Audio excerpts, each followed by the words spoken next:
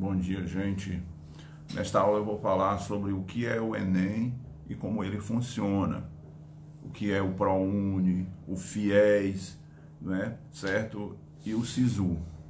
Todas essas siglas acabam assustando a gente, certo? E esta aula tem esse sentido de esclarecer. Eu fiz até algumas anotações, imprimi aqui, que eu não sei manusear bem a internet, né? SISU, ProUni, FIES. O que é isso? Tudo isso aí está ligado ao Enem. E tem um momento no tempo que isso foi criado, esse sistema de avaliação de acesso dos estudantes aos cursos superiores no Brasil. Ok? Então eu vou ler aqui, está anotado no meu computador, e depois eu vou disponibilizar o PDF no grupo. Enem é a sigla para o Exame Nacional do Ensino Médio. Enem quer dizer Exame Nacional do Ensino Médio. Ele foi inventado desde na gestão de Fernando Henrique Cardoso, presidente Fernando Henrique Cardoso, com o intuito de medir a aprendizagem dos alunos que terminavam o ensino médio. Ele não tinha outro objetivo, era só para testar o quanto os alunos tinham aprendido ou não, para medir a aprendizagem, certo? Será nos governos do PT que o Enem vai sofrer uma transformação e será transformado não só num termômetro de medir a aprendizagem, mas numa ferramenta de permitir o acesso à universidade, certo? Permitir que o jovem tenha acesso aos cursos superiores através da nota obtida no Enem. Já que se media a aprendizagem e se tinha ali uma nota, por que não usar essa nota? Essa foi uma sacada muito boa do ministro da Educação na época. Eu não vou citar os nomes que eu não lembro agora, e não tem necessidade, né? Para não sobrecarregar até minha fala aqui. E as provas do Enem, como é que elas são organizadas, né? As provas do Enem, elas são 5 provas, certo?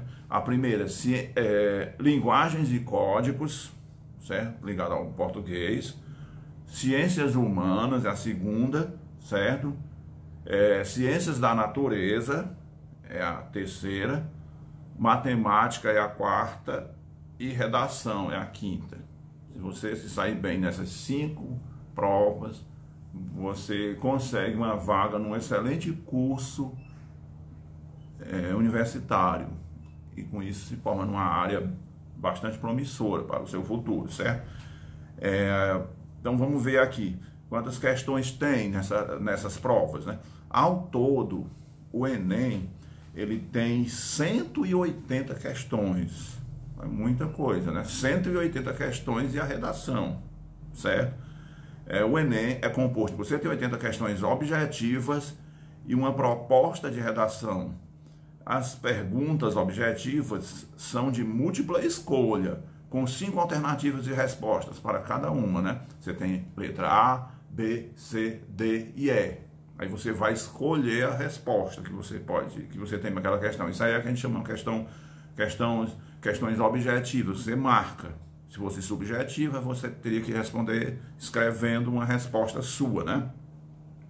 E essas provas, né, dessas 180 questões e a redação, elas são feitas em 2 domingos consecutivos. Primeiro domingo, segundo domingo. Isso pode variar, né? Já foi num domingo e num sábado, né? Num sábado e num domingo, aliás. E agora está em 2 domingos. Pode ser que o governo faça uma mudança, mas ele avisa isso antes, certo? O primeiro dia de prova, você vai ter, preste bem atenção, ó, são 45 questões de ciências humanas. 45 questões de ciências humanas, certo? 45 questões de linguagens e códigos ligadas ao português, ao idioma, certo? E a prova de redação. Então são, no primeiro dia, 3 provas: ciências humanas, linguagens e códigos e redação. Isso é o primeiro domingo. Geralmente começa meio-dia, aí você tem 5 horas e meia de prova, certo? Está tudo num cartão resposta que você pode, quando você se inscreve no site do Enem, o governo manda pelo correio um cartão resposta, mas é melhor você imprimir pela internet. Você tem acesso pela internet, né? Seus dados com seu CPF, a sua identidade, Aí você pode imprimir o seu cartão resposta, que lá vai dizer o local da sua prova, o horário de chegada, né? Se o horário de chegada fala que é meio-dia, esteja lá 11h30, no mínimo, sabe? No máximo, aliás. É bom chegar com antecedência nas provas. Qualquer prova que você for fazer, chegue com um horário folgado para você entrar. Na verdade tem um horário para entrar também, mas você chega, compra uma água, compra um biscoito para lanchar e etc, né? Quando os portões abrirem, você entra tranquilamente, sabe onde é a sala que você está. E, por favor, não esqueça de maneira nenhuma o documento de identidade, né? O documento que tem a sua foto, um documento recente, que é muito comum o jovem estar na fase de crescimento, aí tirou uma identidade quando ele ainda era quase uma criança, certo? Ele vai fazer o Enem no 3º ano, ele já é um homem, ou já é uma mulher, já é uma moça, já é um rapaz. Aí você olha para a identidade dele, você não reconhece aquela pessoa, certo? Então tem que ser uma identidade razoável, ok? Então esses são os primeiros dias das 3 provas. Repetindo, 45 questões de ciências humanas, 45 questões de linguagens e códigos e 45 questões e uma redação. Desculpa, uma redação. Depois eu explico o conteúdo da redação, certo? No segundo domingo de prova, você vai ter 2 provas, certo? 45 questões de matemática e 45 questões de ciências da natureza. Olha só, 90 questões, certo? Aí vamos esmiuçar isso um pouco melhor. No primeiro domingo, os participantes respondem 45 questões de cada uma das áreas sugeridas e a prova de redação.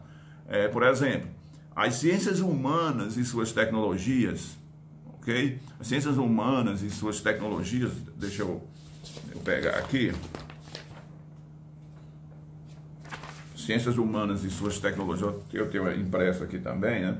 As ciências humanas e suas tecnologias, elas são o quê? História, geografia, filosofia e sociologia. Você não tem uma prova de história, você não tem uma prova de geografia, de filosofia e de sociologia. Você tem uma prova só de 45 questões.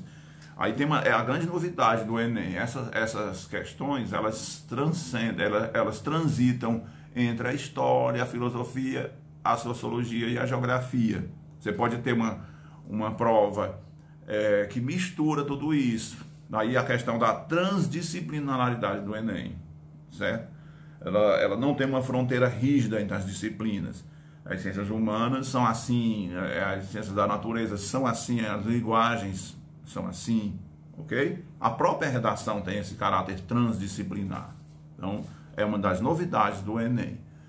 Então vamos revendo aí, né? Primeiro, as ciências humanas e suas tecnologias. História, geografia, filosofia e sociologia. A outra prova, né?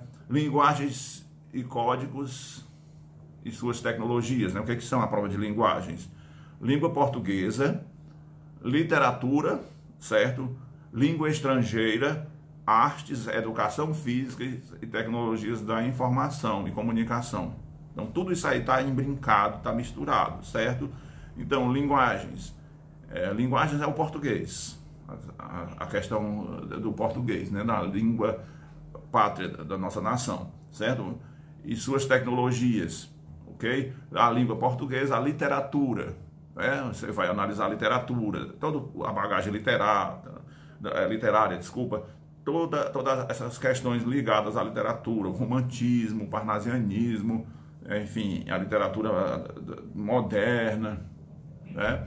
E aí ela tem uma abordagem transdisciplinar também. De repente você pode analisar ali uma música do Caetano Veloso, você pode analisar ali um poema do Carlos Drummond de Andrade, por aí vai, certo?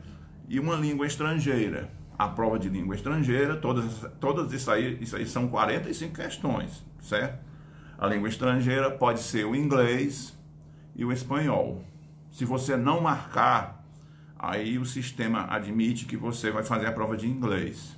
Eu aconselho, se Se você não é bom de inglês, você opte pelo espanhol, pela proximidade com a nossa língua, e é mais fácil de você aprender, dialogar e responder as questões, né? Agora, se você já tem uma bagagem, se você se garante no inglês, beleza, tranquilo, né? Então, tem questões de arte, certo? Tem uma disciplina de arte no ensino médio, então você vê questões sobre isso. Educação física, ok? Questões ligadas aos exercícios, ao corpo humano, enfim, todas essas questões. E a informação e comunicação, os meios de comunicação, essas questões, né, dos meios de comunicação do nosso tempo. E a redação, isso as provas do primeiro dia, do primeiro domingo, certo? A redação é uma redação dissertativa, certo? Argumentativa sobre um tema de ordem social, científico, cultural ou político e deve ser escrito em até 30 linhas. Você tem a folha de redação, você recebe uma folha de rascunho, certo? Nessa folha de rascunho, você rabisca à vontade para fazer o corpo da redação, só é uma folha, só tem uma folha de rascunho, tá bom? Você não precisa botar um título na redação do Enem, ok? O título já é o enunciado da questão. Geralmente eles dão 3 temas para você escolher, 3 tópicos, aí você vai fazer a dissertação aqui argumentativa, ok? Essa é a questão. Aí no segundo domingo, venceu o primeiro domingo, certo? No segundo domingo são aplicadas 45 questões para cada área abaixo, né? A primeira área, ciências da natureza e suas tecnologias. O que são as ciências da natureza e suas tecnologias? Química, física e biologia. Ó. Química, física e biologia e a matemática e suas tecnologias. Então, as ciências exatas chamadas, certo? Química, física e biologia e matemática. São essas, tudo numa prova só, né? São 45 questões. É uma prova difícil, prova de cálculo, né? A área de cálculo pesa muito, é uma das áreas mais difíceis, ok? Aí você tem que se ligar, dependendo da sua vontade de curso, né? Por exemplo, eu quero ser engenheiro. Então a prova de matemática, física, vai pesar muito mais a prova de ciências da natureza e suas tecnologias e a prova de matemática para você, do que um cara, por exemplo, que diz, eu quero ser historiador, é o meu caso. Aí você... A área de ciências humanas vai pesar mais para você, certo? Na verdade, a prova mais importante de todas elas é a redação, certo? Por quê? Porque a redação, eu vou já esmiuçar um pouco mais a redação. Estrategicamente, treine redação, certo? Treine redação. Você pesquisa na internet os temas de redações do Enem de outros momentos, aí você marca um tempo, marque 1 hora, certo? 1h30, onde você faz num rascunho e depois transcreve para o papel. Aí você simula o ambiente que você vai ter no dia da prova. Treinando redação, que é a prova mais importante do Enem. Acredite em mim, a redação é a prova mais importante do Enem, ok? Então, como é que acontece, né? Enquanto que a prova, ó, voltando aqui um tópico, para vocês entenderem isso, a prova de linguagens e códigos, elas são 45 questões, certo? Isso quer dizer que se você tem 45 opções de marcar, você pode errar muito e tal, né? Se você errar 10 questões de linguagens e códigos, você já errou muito. Se você errar metade de linguagens e códigos, você acertou a metade, ainda é uma pontuação razoável, né? A mesma coisa das ciências humanas. Se você acertar metade, eu estou usando, claro que você vai acertar mais do que a metade, não é?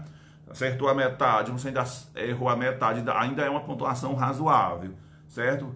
A mesma coisa em relação à matemática, errou a metade, acertou a metade, é uma pontuação razoável.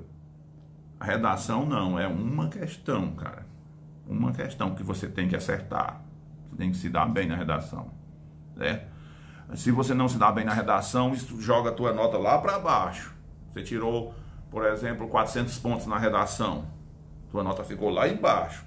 Se você tirou 1000 pontos na redação, isso arrasta tuas outras notas lá para cima, que a redação vale muito, acredita em mim, tá bom?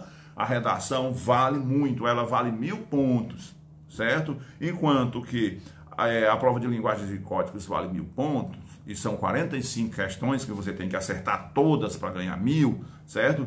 As de ciências humanas você tem que acertar todas para ganhar 1000, certo? As de ciências da natureza você tem que acertar todas para ganhar 1000. A redação você tem que acertar uma para ganhar 1000. Você não pode errar a redação, cara. Você não pode fazer uma redação medíocre, entendeu? Daí o meu conselho, treina a redação. Como é que eu treino redação? Eu pesquiso na internet os temas das redações do Enem que já aconteceram do ano passado, do ano atrasado e por aí vai. Marca no relógio, ó, vou fazer isso aqui em 1 hora. Aí você faz num rascunho, pega uma folha em branco, faz a dissertação, a redação aqui, transcreve para outra folha, vê se você consegue fazer isso em 1 hora. Entendeu? Esse é um treinamento de redação. Faz isso aí uma vez na semana, pelo menos. Tá bom? Faz uma vez no mês, se você achar que é muito. Acredita aqui, ó, nos cabelos brancos desse coroa que está te falando. A importância da prova de redação. É fundamental a redação. Tá bom? Não por acaso, os colégios particulares, as elites em geral, né, as faculdades privadas, as famílias tradicionais são revoltadas com a prova de redação, porque um aluno de ensino médio, um aluno de escola pública, um cara que tem uma boa bagagem e que tem costume de escrever, uma boa habilidade, que treina e tudo mais, isso pode alavancá-lo ao patamar de um competidor de peso com os filhinhos de papai das famílias tradicionais e as patricinhas. Daí a revolta contra a prova de redação. Uma das primeiras pautas daquele ministro colombiano, né, do Bolsonaro, foi atacar a redação, né? Aí ele saiu, gerou problemas e tal, e vai entrar, e aí também eu não sei qual é a postura dele, mas ele não gosta nem um pouco do Enem. Eles acusam o Enem de promover coisas que, na cabeça deles, né, como no caso da mamadeira de piroca, essas coisas todas. Isso aí já é conhecido. Eles atacam o Enem. As oligarquias tradicionais não gostam do Enem, porque ela permitiu aos estudantes carentes, aos pobres em geral, aos negros, aos pardos, disputar vagas, cadeiras nas universidades públicas e privadas e se tornarem competidores no mercado de trabalho, se tornarem engenheiros, advogados, médicos, enfermeiros, disputando com os filhos das oligarquias, das famílias tradicionais, os filhos das elites regionais. Daí o Enem ser uma ameaça para esses cursinhos, ser uma ameaça para os colégios privados de renome. Eu não vou citar aqui porque eu tenho medo de processo, né? Mas assim, você tinha anomalias, você tinha uma universidade pública como a UFC, não é, como a UES em Fortaleza, onde gratuitamente os filhos das famílias mais ricas do Ceará faziam cursos de engenharia, de direito e medicina sem pagar R$1, sendo que foram alijados do acesso àquela universidade o grosso da sociedade. As pessoas de classe média baixa e os pobres em geral não tinham acesso aos cursos de medicina, não tinham acesso aos cursos de engenharia, não tinham acesso aos cursos de direito, né? Por quê? Porque as escolas particulares, os cursinhos particulares, né, que são muitos, eu não vou dar o nome, como eu já falei, eu tenho medo de processo, essas famílias e essas escolas e esses cursinhos privados e escolas privadas treinavam durante anos e anos, era um saber que a gente chama de decoreba, onde eles decoravam fórmulas da física, fórmulas da química, fórmulas da biologia, né, regras da gramática, e eles pegavam, era uma espécie assim eles anabolizavam esses garotos da elite, das oligarquias tradicionais, das famílias tradicionais, e com isso eles faziam com que as pessoas que não podiam pagar por esse treinamento, por essa capacitação, não tivessem acesso aos cursos de engenharia, de medicina e do direito. Quando o Enem entrou, aí a questão não é decorar, cara. Você vai resolver, por exemplo, uma prova de matemática do Enem ou uma prova de física do Enem, aí você vai, lá embaixo da questão tem a fórmula. E uma pessoa inteligente, um leitor quanto mais, ele pode perfeitamente, sem saber, sem ser muito bom em equação, em cálculo, resolver isso ali usando o bom senso dele. Uma pessoa inteligente, que isso aí independe da classe social, esforçada e que treina e que lê regularmente, pode ser um aluno nota 1000 numa redação e nota 1000 das outras provas e desbancar alguém das oligarquias tradicionais.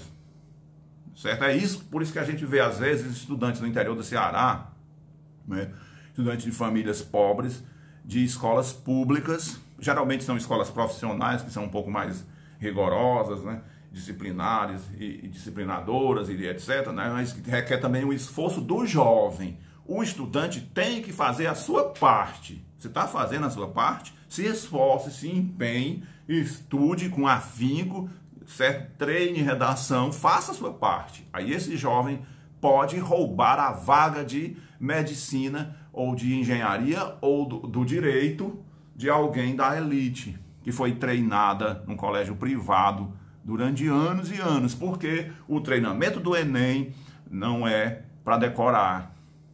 Ele vai avaliar no Enem o seu raciocínio lógico, a sua argúcia argumentativa. Eles vão avaliar, a prova vai avaliar a sua capacidade criativa, a sua criatividade, a sua percepção de mundo. Não é necessário decorar fórmulas da física, da química, da matemática ou regras da gramática arcaica, entendeu? O Enem é isso, ele separa, ele seleciona com base na inteligência, e a inteligência independe da classe social, tá bom? Aí vendo aqui, voltando aqui para a questão da redação, certo? Eu já falei, a redação não precisa ter um título, o título da redação é o enunciado da questão do Enem, certo?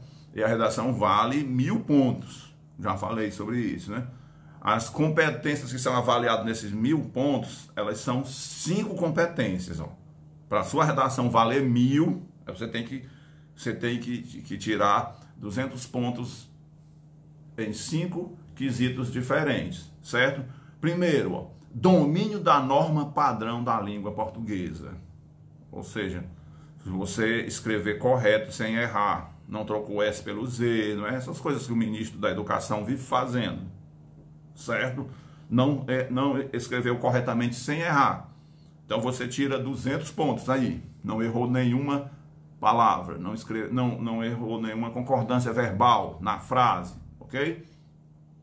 Então esse é o 1. Domínio da norma padrão da língua portuguesa. O 2, compreensão do tema proposto. Você compreendeu bem o tema, né? Argumentou dentro do tema, certo? Ou você fugiu do tema. Você tem que ler bem, atentamente e argumentar dentro do tema, ok? Isso é o segundo. O terceiro, forma como as informações são selecionadas e organizadas no texto, a sua coerência argumentativa, certo? A forma como está posto no texto, não é? Que o problema está posto, há uma reflexão a respeito disso e a conclusão, né? Problema posto, reflexão, conclusão. Isso está posto de forma harmônica, perfeita, então isso também vale 200 pontos, certo? A quarta opção, a demonstração de conhecimento da língua para argumentação na redação, né? Conhecimento da língua, a sua fluidez argumentativa, os seus argumentos, certo? É consistente, é coerente. E a quinta, elaboração de uma proposta de solução para o problema abordado. Você vai apresentar uma solução. Por exemplo, uma redação que fala sobre a política no Brasil. Há lá um tema. O que você acha da política no Brasil? Um conselho, não seja radical. Não seja pró-governo, mas também não seja contrário ao governo em tudo. Não seja anarquista, entre aspas, certo? Então você tem que ter o bom senso. Fique sempre em cima do muro nos argumentos, certo? Você aponta o problema, realmente existe a corrupção no Brasil, mas aí sempre tem o mais. Aí vai vir você apresentar uma solução. É preciso que tenhamos, que sejamos bons eleitores, que tenhamos a capacidade de discernir melhor os problemas do nosso país e a partir daí escolher nossos representantes que devem investir na educação e uma coisa leva a outra e etc, etc. Então, pronto, você apontou o problema, apontou uma solução, certo? E não foi radical, não é? Você não pregou a terra arrasada nem a favor do governo e nem contra o governo. Fique sempre no meio termo. Não é hora para militar politicamente. Não é hora para ser sindicalista ou não é hora para ser bolsonarista. Fique em cima do muro. Nesse sentido aí, né? Você concorda com o texto, mas diz que há uma solução para esse problema, certo? E geralmente a solução dificilmente não passa pela educação. A educação é a panaceia para os problemas do país. Não é? Tráfico de drogas, investir em polícia, mas também investir em educação, né? Saúde, para melhorar a saúde das pessoas, investir em saúde, depois vai investir em educação, né? A violência, a Lei Maria da Penha, investir em educação, além de coibir os excessos dos homens e tal, investir em educação, certo? A violência contra transexuais, homossexuais, essas coisas todas, educação. Punir os criminosos, as pessoas que cometem esses crimes e também a educação da sociedade. A educação, ela orientaria o seu eixo central de argumentos. Vá por mim, certo? Aí deixa eu ver se tem alguma coisa que eu esqueci de dizer. Repetindo, domínio da norma padrão da língua portuguesa, compreensão do tema, certo? A pior coisa que pode acontecer, cara, é você fugir do tema, certo? Vamos falar da política aí você vai falar do tráfico de drogas. Fugiu do tema, zero, você zerou na redação, você pode ir para casa. Aliás, não pode nem ir porque você não pode sair da prova antes de 1 hora de que você está lá dentro, certo? Aí os piores pecados que você pode cometer na prova de redação é o que? Já falei, fuga do tema, desobediência à estrutura dissertativa. É uma dissertação, aí você faz um poema. Você está eliminado. Escreveu fora das margens da redação, né? Você tem as margens, aí você escreve aqui, ó, fora das bordas da margem, certo? O texto com menos de 7 linhas. Tem 30 linhas no máximo, aí você faz 6 linhas, né? Até 7 linhas, aliás, né? E continuando, você escrever palavrão, está eliminado. Né? Esses canalhas da política, esses filhos da política, tá eliminado. É o que eu falei. Não seja um radical. Fique em cima do muro. Certo? A redação em branco, claro, entregar em branco. E a cópia. Você pega uma parte dos textos tem muito aluno que faz isso, né? Não vão ler, né? Você pega um enunciado da questão lá de linguagens e copia como sendo a redação. Vou copiar aqui um enunciado da terceira questão, copia lá, você está eliminado, tá bom? Aí você tem essas provas, elas têm 4 cores, certo? Eu não lembro bem, é branco, rosa, azul, amarelo, acho que são essas cores. Essas 4 cores, que é para evitar, isso é distribuído, vem no seu nome de forma aleatória, certo? De tal maneira que mesmo que você esteja perto do seu amigo aqui, a sua prova é diferente da dele. As questões são as mesmas, mas estão embaralhadas, certo? Para não ter cola, ok? Aí tem lá, na capa da prova, tem uma frase para você escrever, que é um teste da sua caligrafia, para evitar que uma pessoa faça a prova de redação no lugar da outra. Aí... Desculpa. Teste da caligrafia para provar que a sua letra é a da redação. Bom? Aí na correção das provas, certo? Cara, você tem que evitar o chute, cara. As questões do Enem, elas estão todas elas, ó, entrelaçadas, certo? Então tem uma questão fácil ali e tem uma questão muito difícil. Aí você pega, errou a fácil. Ah, isso aqui chutou. Aí errou a fácil. Certo? Aí você chutou a difícil, mas acertou a difícil. Você chutou a fácil, chutou a difícil. Aí acertou a difícil. O que é que o sistema eletrônico do Enem diagnosticou? Que se você tem aquele mesmo assunto, né, tem uma prova fácil e você errou, você acertou a difícil, quer dizer que você acertou no chute.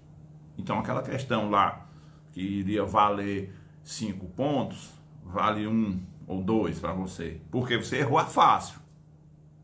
Não tem explicação. Uma questão fácil que todo mundo acerta, você erra, e uma questão difícil que todo mundo acerta, aliás, que todo mundo erra, você acerta. Tá errado. Aí o sistema localiza que ali foi um chute e aquela sua pontuação, ó, vai lá para baixo. Então o sistema é inteligente, ele percebe essas questões, certo? Cada questão, ela tá num contexto, ela vai valer conforme os seus acertos nas outras. Aí a sua estratégia deve ser o seguinte: são 45 questões, você vai vendo as que são fáceis, vai resolvendo. Chegou numa questão difícil, que você não tem a menor ideia para como que é, pule ela, né? Aí você vai lá para o final, tem mais tempo para voltar para aquela questão e tentar resolvê-la, certo? Não resolveu de jeito nenhum, aí você pode chutar, né? Chutou, tentou. Mas as questões fáceis é que você deve concentrar o seu fogo, né? Se dedicar a elas para resolvê-las. As difíceis, as médias, deixa para o final, resolve as médias, tenta resolver as médias. Você vai ter 5 horas ali, 5 horas e meia, então é muito tempo, né? Aí as difíceis você chuta, mas assim, o chute vale menos. O sistema localiza, cara. Tem várias questões do nível fácil com aquele tema. Aí, se você errar uma de nível fácil e acertar uma de nível difícil, o sistema inteligente, ele percebe, esse cara chutou. Tá bom? Aí, continuando aqui, ver aqui, quem pode se inscrever no Enem? Qualquer pessoa que está no primeiro ano, no segundo ano ou no terceiro ano, pode se inscrever no Enem. Só que no primeiro e no segundo ano, ele não é aprovado em nada. Ele não passa em nada, tá bom? Ele não passa em nada, ok?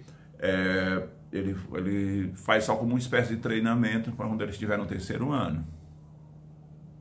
Aí, às vezes, porque você tinha muita injustiça. Você tinha um menino no primeiro ano, quase uma criança, né, de 13 anos, 14 anos, ele ia fazer o Enem e ele passava. Aí, imagina só, com 13 anos, o cara ia fazer medicina. Ele ia dissecar um corpo humano lá, um cadáver humano. Essa criança não tinha equilíbrio emocional, e nem para ter uma vida na universidade, né, e tudo mais, e para competir. Aí acontecia que essa pessoa abandonava a universidade e tirava a oportunidade de alguém que realmente tinha que estar fazendo aquele curso, entendeu? Aí o governo proibiu isso. Quem está no primeiro ano e no segundo ano pode se inscrever para treinar, mas a sua nota não garante a ele entrar para uma universidade. No terceiro ano pode, né? E qualquer pessoa que já terminou há 10 anos atrás, 20 anos atrás, qualquer cidadão brasileiro, né, que tenha um ensino médio completo, mesmo na área técnica, né, pode se inscrever no Enem.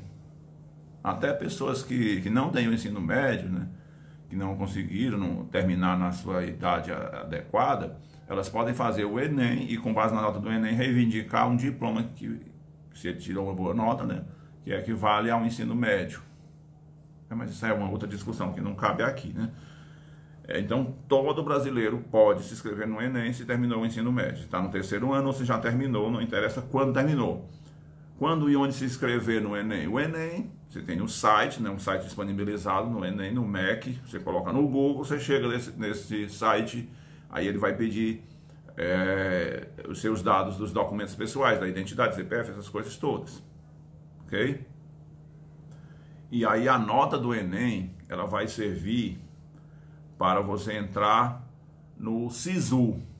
O que é SISU? Quer dizer, Sistema de Seleção Unificada, que oferta vagas em instituições públicas de ensino superior. No Brasil, SISU, a sigla SISU. Certo? SISU, tá aqui, ela aqui, ó. O SISU aqui. O SISU quer dizer o quê? Sistema de Seleção Unificada. Então, é a mesma prova no Brasil todo. Então, você tem aí a UFC em Sobral e a UFC em Fortaleza. Você tem universidades no Pará, no Paraná, no Rio de Janeiro, em São Paulo, no Rio Grande do Sul. Todas essas instituições superiores, né, todas essas universidades federais e tudo mais, e algumas até particulares, usam a nota do Enem, né, daí o nome SISU, Sistema de Seleção Unificado. Então, é a mesma seleção no Brasil todo. Você pode fazer uma prova na sua cidade, no caso aqui da nossa, né, no Ipu, e você pode concorrer a uma vaga no Paraná, não é, no Rio Grande do Sul, no Rio de Janeiro ou em São Paulo, que é um sistema só. No Brasil como um todo, a gente chama isso de SISU, tá bom? E o que é o ProUni, certo? Aqui o ProUni aqui, certo? ProUni aqui, ó. O que é isso aqui, o ProUni? O ProUni é o Programa Universidade para Todos. Isso foi criado no governo do PT com o objetivo, né, de permitir que o estudante de escola pública, o estudante carente, possa fazer uma universidade quando ele não consegue entrar nas universidades públicas. Não imaginar, eu quero me formar em direito, eu quero ser advogado ou seguir com diploma de advogado, fazer concurso público, me tornar delegado de polícia, me tornar promotor, juiz e seguir a carreira de funcionário público no poder judiciário e etc, certo? Então, eu preciso me formar em direito. Aí eu não consegui a vaga na UFC, não fiquei, na minha nota do Enem não possibilitou que eu entrasse para a UFC e nem em nenhuma universidade federal. Aí o que eu faço? Através do ProUni, eu vou para a universidade particular, a melhor no Ceará, Unifor em Fortaleza. Eu tenho também em Sobral algumas universidades particulares, né? No caso do INTA e outras mais. Aí através do ProUni, Programa Universidade para Todos, esse programa oferta bolsas onde os estudantes carentes de famílias classe média baixa e baixa recebem um valor X da mensalidade dessas universidades. Então a universidade cobra, por exemplo, R$ 1.200 de mensalidade. Essa bolsa pode variar, pode ser 100%, ou seja, eu recebo 1.200, eu não recebo, não chego nem a receber, a própria universidade recebe diretamente do banco, certo? Recebe os 1.200, ok? Aí eu vou estudar de graça lá e tal, né? Ou pode ser parcial, desses 1.200 eu posso receber R$600 e os outros 600 a minha família tem que pagar. Aí já é uma barreira, né? Nem todo mundo pode, né? Então isso é o ProUni, certo? Aí você tem o FIES. O FIES é diferente do ProUni, tá bom? Que o FIES aqui, né? É esse tópico aqui. O FIES aqui, ó. O que é o FIES? FIES quer dizer Fundo de Financiamento Estudantil, ok? Que concede financiamento sem juros ou com juros baixos. Aí nesse caso aí, enquanto que o ProUni, você termina, você passou os 4 anos fazendo a faculdade de Direito, você não precisa pagar ali. O governo pagou, acabou. Isso é o ProUni, certo?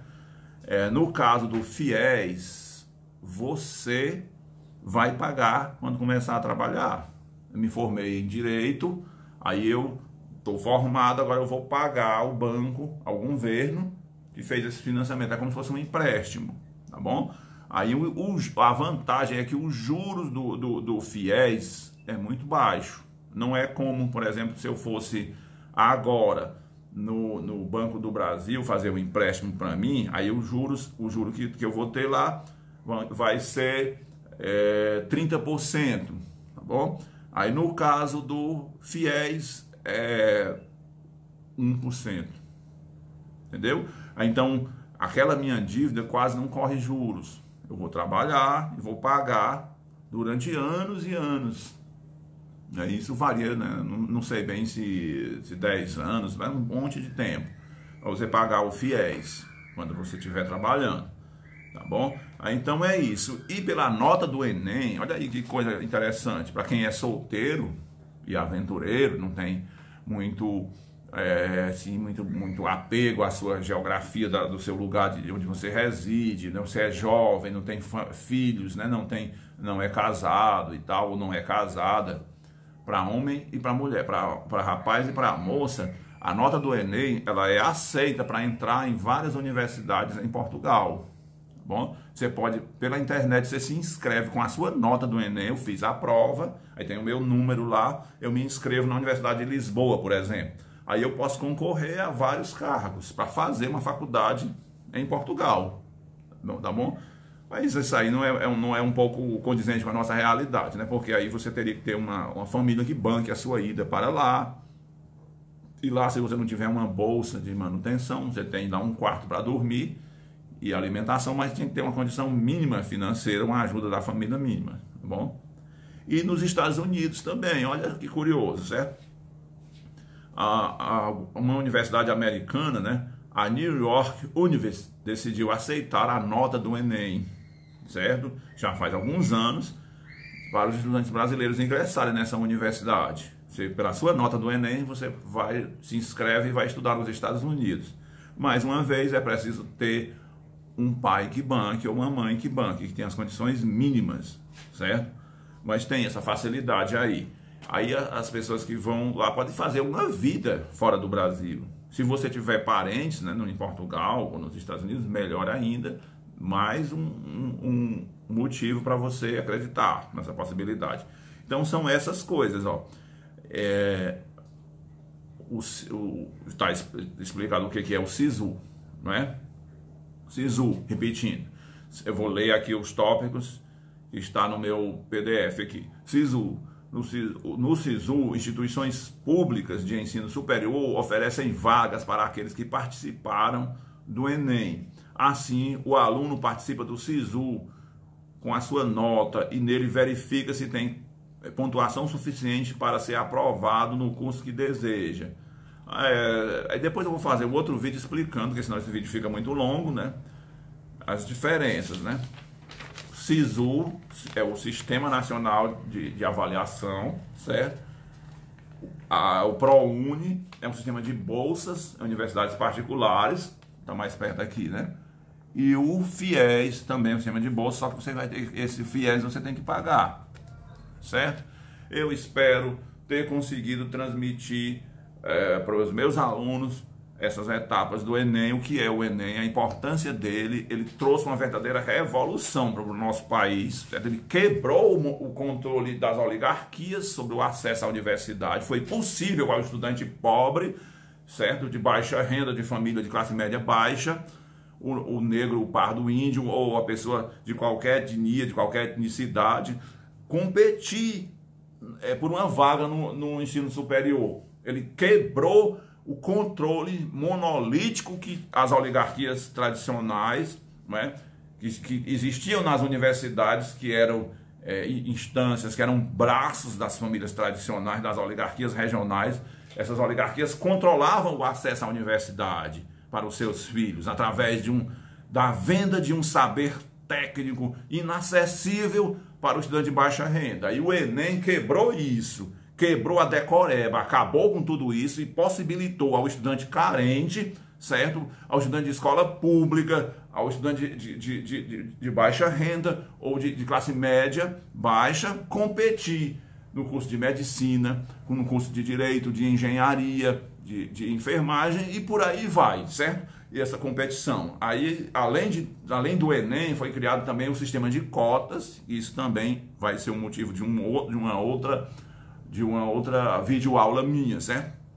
É muita coisa, já está com quase 50 minutos de aula, eu estou concluindo o meu raciocínio. Então foi isso foi uma vitória gigantesca da classe média baixa, dos pobres do Brasil em geral, contra as famílias tradicionais. Daí a revolta dessas oligarquias, a revolta dessas famílias tradicionais contra o Enem, contra a política de cota, contra o FIES e contra o ProUni. O Brasil mudou. O problema é que uma revolução como essa, você só colhe os frutos 10 anos depois. não é? Quando aquelas famílias quebraram o ciclo da pobreza das gerações, certo? Onde o neto, o avô, o pai, o filho reproduzem o mesmo sistema de exclusão social, de ignorância, de não cidadania. Esse ciclo é quebrado quando aquele jovem ascende a um curso de excelência na universidade. Então isso é uma grande vitória conseguida pelo PT no governo no passado, que ainda não é reconhecido porque está muito fresco o acontecimento histórico, e assim só a história vai mostrar para o futuro as grandes conquistas e vitórias da cidadania que foi dada a gerações ainda imaturas, que não têm a perspectiva histórica de entendimento do seu lugar perante a marcha da sua própria sociedade. Tá certo? Então, bom dia para todo mundo. Eu espero ter dado o meu recado. Valeu mesmo.